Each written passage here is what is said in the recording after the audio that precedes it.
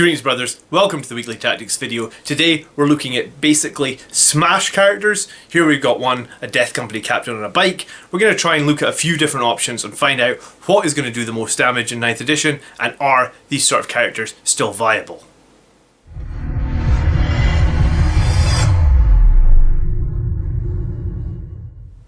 I'm John, the Blood Angels Commander, and every Friday we put a tactics video designed to help you get the most out of your Blood Angels army on the tabletop, so if that's something you're interested in, please consider subscribing. So thanks again for all my regular viewers for tuning in this week, and let's talk about smash characters. So I think in the 9th edition there's a few ways we can still make some sort of like smash character for the Blood Angels. The most obvious one that would really spring to mind is Librarian Dreadnought. He still makes a good appearance in a number of lists, so we'll definitely look at him. New addition to lineup I suppose is the Primaris Chaplain on a bike. This guy's sort of brand new 9th edition and he's a very powerful character used right. I have done a video on him before but we've never really compared him to the Librarian Dreadnought. And finally, let's talk about the new Death Company captain on the bike, the one that I showed you in the video just a minute ago. So I've been building one of these guys, and as I was building it, it sort of sprung into my mind. I was like, is this the best smash captain? Because he comes in at 150 points. So let's dive into the numbers, the maths, the survivability, and find out if we want to take some sort of smash character as a HQ choice in 9th edition, what is going to be our best option and why? So the way I see it, or the way I'm playing it, is I see a smash character as a supplement to your existing HQ. Like, I don't think he's your warlord, and I don't necessarily think that he's your main HQ choices, but I think it's an interesting HQ choice with a ton of options. So let's start with the Primaris Chaplain on a bike, and we'll dive straight into the war scrolls and look at all of them very quickly. And for the Primaris Chaplain on the bike, the way to really make him into a smash captain is by taking the Benediction of Fury, and that is the additional strength +2, -2 AP, and then 3 damage, plus the ability to get a mortal wound on a roll of a 6 when you do wound. So to make him really buffed, you know, to get a 4 damage weapon, then we would take the Mantra of Strength. So this guy comes in very cheap, like 115 points. He does have those toughness 5, he does have 7 wounds, he starts with 4 attacks, decent save.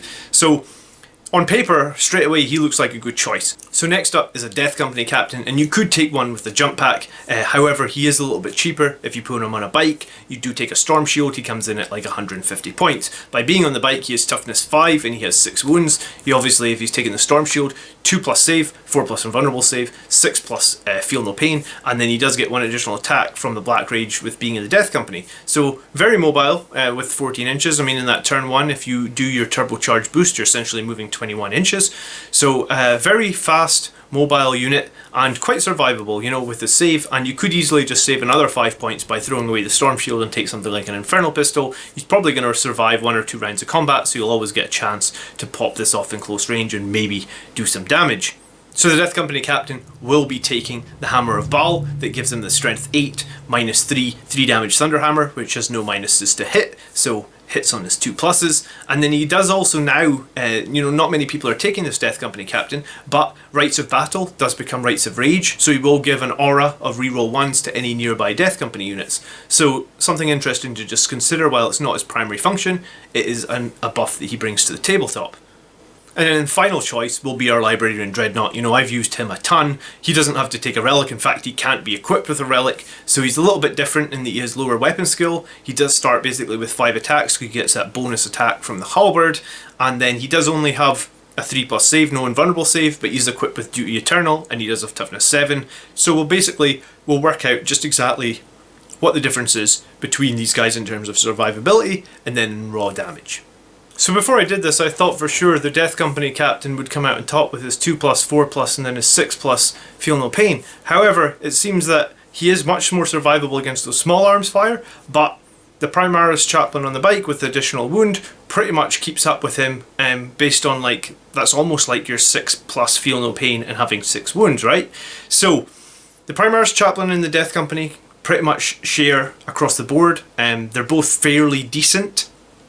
You know, being able to take almost like 10+ Power Fists and like 7 to 9 Thunderhammers. However, the Librarian Dread also surprised me in that he's decent against, you know, the small arms fire, still taking like 40+ shots. And then when we look at 2 damage weapons, he does phenomenally well against these because of Duty Eternal. So I guess like Power Fists, Storm Cannons, you know, he's miles ahead.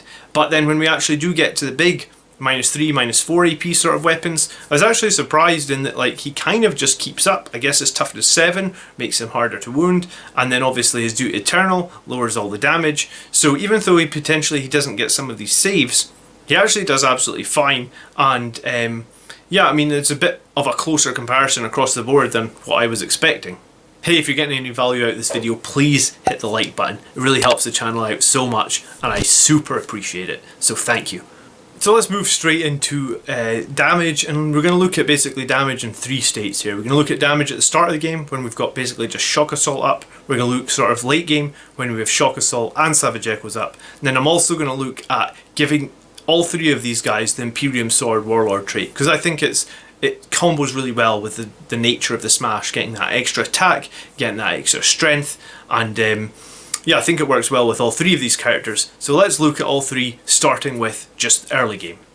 Now if we look at the early game, on the left hand side we've got the Shock Assault for the Chaplain, the Captain and the Librarian, and I think we can see straight away that the Death Company Captain early game is going to perform pretty much best in almost every category. He's only going to be pipped at the top by the Librarian Dreadnought, and the numbers are so small here that I think you know, it's absolutely fine. I think the Captain is pretty much your strongest choice. However, the other 2 choices aren't bad either, and I mean the Librarian Dreadnought isn't far behind in a lot of the situations. So what I've done on the right hand side is each of these units essentially has a power we can use to buff them, and all 3 slides are going to include this. And for the Chaplain, it's the Mantra of Strength. You know, cast that on a 3+, so a 66% chance, and this is what would happen. For the Death Company Captain, we're using on the Bridge of Vengeful Spirit, one of the Death Visions. I actually haven't had a chance to use this yet myself, but I am going to hopefully get a chance in my next battle. So we've used the Death Vision to essentially get rerolls on our hits, and I'm adding 1 extra attack. I'm being conservative. The Death Vision says for every 5 models within 6 inches, so we're just taking 1 additional attack here. And then finally, Librarian Dreadnought can obviously cast Quickening on himself for 2 additional attacks. So, well, actually D3, but for the terms of balance here, we're doing the 2 additional attacks. So these are sort of conservative numbers that we can use, and then I've worked out exactly the same damage that they will do on the right hand side. And again, I guess your Death Company Dreadnought sort of fills that middle board where he is typically doing very, very well. Again, only just pipped in a couple of these ones, but once we start casting these other abilities, then the Chaplain and the Librarian start to come into their own a little bit more. So once we look at Savage Echoes and Shock Assault, you can see that the Captain is still up there. Obviously he has got the relic weapon, so he is a little bit more costly than over the Librarian. Librarian doesn't do bad at all again. The Chaplain is a little bit behind, but then again he is 35 points cheaper. And on the right hand side, if we go ahead and cast the previous buffs that we talked about, you know, with the Mantra of Strength buff, the Chaplain's relic is starting to get pretty decent. You know, it's basically like a strength 7, -3, and a flat 4 damage with 6s doing mortal wounds. So it starts to pull ahead in a few categories here, and it's a little bit ahead, you know, like a couple of damage here or there. The Death Company Captain still does decent, and we are being conservative with his Death Vision, and then the Librarian is still in there against those tougher units, because essentially the Librarian's Furioso Fist is strength 12, so it would make sense that it's doing the most damage against those high toughness enemies. So now we've added Imperium Sword, and this includes Savage Echoes and Shock Assault, and you can see the Death Company Captain here. He's just ahead in basically every single matchup now. He is a fraction of a point behind against Blightlord Terminators, but against everything else he is ahead. It's also worth noting, at this point, his weapon is actually -4, so I guess if there was some way to get like a null zone going on, that would be very, very powerful on him as well. Now, I have included difficult targets in this matchup, right? So these are the targets that you're like gonna have the biggest problems with potentially. So hopefully it shows you that, like, as a Death Company Smash Captain, I guess, against a character, you know, like just a regular toughness 4 character, we can do 8 wounds reliably in a turn. So that is enough to delete a normal character off the board, and I guess even against something like a Leviathan Dreadnought, we can take half its wounds in a single turn, and for a Land Raider we can take 14 of its 16. So obviously not quite as good as Smash Captains in previous editions when you could do, you know, multiple attacks and you could delete things off the board, but still very scary character. And You know, obviously the Death Company Captain again can be buffing Death Company, so this guy has a few different uses that you could use him in the battlefield. And then finally, when we actually look at Imperium Sword and Mantra of Strength on the Chaplain on the right hand side of this slide, then we actually have a Chaplain who is Strength 8 with -3, 4 damage a hit, 6 doing mortal wounds. He's kind of a beast for 115 points, and at that point he starts to out damage both the Death Company Captain and the Librarian Dreadnought, and I mean, in some cases it's significant. He can do basically 12 damage to Leviathan in a single turn, so almost outright killing the Leviathan from full. That's about 20-25% more damage than the Death Company Captain can do. So, pretty interesting that that is possible. Obviously they have to factor in the requirement to have basically Mantra of Strength up, but so your Death Company Captain is going to be more reliable all the time, but I guess if you want spike damage, then the Chaplain on the bike seems like an interesting option, especially as points cost. And although the Librarian Dreadnought is still in it, you know, he hasn't been ahead in really any of these comparisons. So, I mean, he's a bit more survivable, like we talked about earlier, against the 2 damage weapons, but in terms of like raw damage output, he's just never quite there with the other 2 options. So with all that being said, what other variables here are important? Well, the Librarian Dreadnought can take Smoke Screen, so it can be -1 to hit him for a phase. Both bikers, if they advance, can use Skillful Riders, so essentially, you know, they're -1 to hit again if you're trying to shoot them. The Primaris Chaplain has access to Transhuman Physiology, so for 1 CP, you know, the enemy cannot wound him on unmodified rolls of 1 to 3. The Death Company Captain can also pay Refusal to Die to essentially buff his Feel No Pain to 5+, making him a little bit more survivable for a phase. So there is a few options, I guess, for all of them to just make them a bit more survivable. And then when we talk about like how reliable then is the damage output that they can give. So the Chaplain on the bike, and he is 115 points, but to be most effective he's going to need Mantra of Strength to trigger, and it is a 3+ to trigger and you cannot command re-roll that. So basically it's a 66% chance of that happening, and then he is generally the best of the 3. The Death Company Captain, he is obviously more reliable overall. In calculating this, we only ever included 1 attack, additional attack from On a Bringe of a Vengeful Spirit. However, you could obviously get more depending on, you know, how many enemies are around on the battlefield.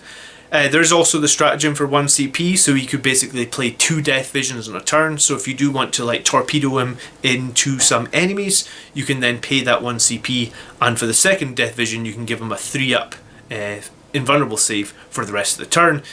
Because he is the Death Company now, he obviously gives that buff to Death Company as well, reroll 1s, so he could synergize if he survives those sort of initial smash jumps or smash biker drives, whatever you want to call them. And then finally, the other thing that's really interesting with the Death Company Captain is he's now actually able to use Forlorn Fury. I believe Forlorn Fury before was limited to basically Death Company with jump packs. Now it's just Death Company. So if you want him to basically have a 12-inch pre-game move for 1 CP, that's totally viable as well now. For the Death Company Captain, we just added 1 attack from his Death Vision, and potentially, depending on the battlefield, it could actually be quite a lot more if there's a lot of models in and around him. The requirement there is just that it requires basically an infantry or monster character with an engagement range for him to activate it. I mean, I think if you were going to be using him as a smash character, you're probably going after characters anyway, so that sort of makes sense. He can also pay 1 CP for his Death Vision to essentially give him a 3+ invulnerable save until the end of the turn, so after you've gone in and done your smash, you could potentially give him a bit more survivability. Now he is Death Company, he has advantages like he can add the Rites of Rage, so nearby Death Company models can reroll 1s on their hits, and he can use Forlorn Fury to get a 12-inch pre-game move, which is kind of an interesting thing for a Smash character to be able to do, especially when he's on that bike with that 14-inch, so potentially talking about a 26-inch turn 1 move there, could set up all manner of charge targets. Now for all the calculations, the Librarian that we included Quickening with, we just gave him 2 attacks, so you could luck out and roll 3, but if it's anything like my luck, Quickening is usually just 1 or 2 additional attacks. And I guess the interesting thing that you have to say about him is it's a 72% chance for him to be able to cast both Wings and Quickening. So it's essentially like you cannot guarantee these. If you cast 10 powers throughout the game, you know, 2 per turn for the 5 turns, you're going to successfully cast about 7 of them. So again, the spike damage or the reliability is not going to be quite there, so that tends me again to lean to the Death Company Captain, because he's going to be the more consistent source of damage throughout the whole game. There is a very interesting synergy with Blades of Sanguinius for both these characters, though, the Librarian and the Death Company Captain, in that the Blade of Sanguinius secondary requires your enemy to nominate a character, and then you would nominate a character to try and kill them. So if you did choose your Death Company Captain, or you did choose your Librarian Dreadnought, both these guys can get those huge first turn movements, the Librarian moving 8 and then flying 12 from quickening, and we just said the Death Company Captain potentially moving 26 inches before the start of the game. So if you know the math, which you should do if you go back and look at my slides, then you could almost calculate potentially a very quick 15 victory points. If the enemy deploys said character too close to their front lines, you may be able to end up with like a very easy charge. Again, it's going to be more reliable from the Death Company Captain because there's no dice roll there essentially for like the psychic powers. So something to keep in mind as you go into your next game if you're planning on trying out this Death Company Captain. So let's go into some sort of summary. Now, early game, it was definitely the Death Company Captain that was the most damaging and the most reliable. The Librarian kept up pretty decent in the early game, but the Chaplain was really nowhere to be found. I didn't test the early game with Imperium Sword, so maybe with Imperium Sword, the Chaplain and the Librarian are a bit closer, but I think the Death Company Captain is still winning. And then in the mid-game, once we threw Savage Echoes into the mix, the Hammer of Baal, provided it was basically the best in most situations. And the Librarian did win in a couple of situations where it was like toughness 8 enemies, but I guess the Imperium Sword nullifies that. And then Mantra of Strength couldn't be argued with. Like, it is generally very strong if it goes off. Your Chaplain on that bike with Imperium Sword can do an awful lot of work for 115 points. So, I mean, is there a way you could include both? I mean, it is 2 relics, so probably not, but a cheap 115 point Chaplain with Mantra of Strength seems like a very interesting option to just throw into the army if you have 100 points to fill. I think you're definitely going to get some decent value out of him. So I think Imperium Sword is a trait that's really designed for Smash Captains. I like Gifted Foresight a lot on my actual Warlord. The reroll 1 save every turn gives you a lot of value, especially if you've got them with a Thunderhammer as well. Reroll a hit and a wound, generally helps a lot. So, Imperium Sword works great with these, and Death Company Captain across the board, generally very reliable, very good damage output, good survivability against most things, and he's really only pipped at the very end if your Chaplain makes that Mantra of Strength roll, which I guess, there's a degree of cost involved in that, or luck, as you get into the late game. So I'll put one final slide on the screen that just sort of summarises everything we've talked about, and if you want to just pause the video, and if you want to make a decision on what you think is best for your army, then please go ahead. Personally, I think I'm going to try the Death Company Captain in a few battles. I think he does have some really interesting options now. He does seem to be the most reliable against all damage types. His survivability is just as good as basically the other two.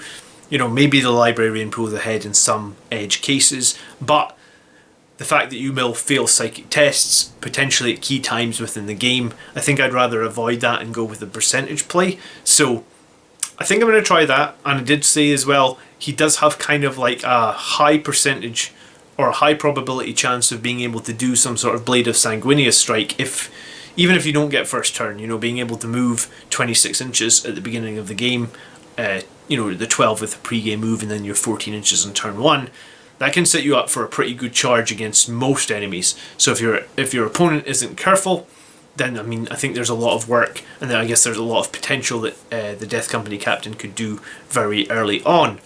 Before the last lockdown, I'd been running battles with both actually the Chaplain and the Librarian in my army. Obviously I didn't have them set up as Smash characters like this, but I did have some great success with both of them, and I've been kind of wanting to try the Death Company Captain for a little while. As I said, not many people have tried it yet, it seems like. I haven't had really any army lists that include it, so I figure we're going to run it. It does seem like it is very reliable in terms of raw damage, and we'll play a bunch of games with it, and if we're not happy then maybe we'll switch out to the others. But I generally like those reliable plays, right? Like if you know something is going to perform well all the time, as opposed to like, you know, you're going into basically a psychic test where you maybe need to 100% pass that psychic test, or you're not going to get the desired result, and obviously psychic tests can be denied, or you need to pass a litany, you know, these sort of things where you have an element of risk over strategy. Now, Warhammer is essentially a dice game, but there are decisions you can make where you basically eliminate key dice rolls or reduce the risk at key dice rolls, right? So like, part of the reason that we make all these videos is so that we know all this, and you can plan and strategize around it. So I know people have said that 9th edition really isn't an edition for Smash characters. However, I think all three of these guys could provide value. Definitely used right, they will definitely do a lot of damage. You know, maybe they don't go so kamikaze as they did in like the 8th edition, but they can definitely fill a hole in the army list. They can definitely bring a lot of damage. They can also, as characters essentially, and as survivable characters, use Angel Sacrifice to protect some of your squads in close combat. So that's another variable we need to think about. But please let me know in the comments below, if you had to choose one of these characters, which one would it be and why? And is there a reason sort of like you prefer this over the others? So a couple of things just before we finish. We are getting back to live games this week, so keep an eye out on Monday. We're going to be playing Blood Angels versus Custodes. There is now a channel Patreon open, so if you want to join us and support the channel in any way, shape or form, you can find the link in the video description below, as long as a link to our newly opened Discord. So you want to come and hang out and just chat Blood Angels throughout the week, then you can do that too. I hope to see you all in the next video. Thank you very much for watching. By the blood are we made, brothers. Peace.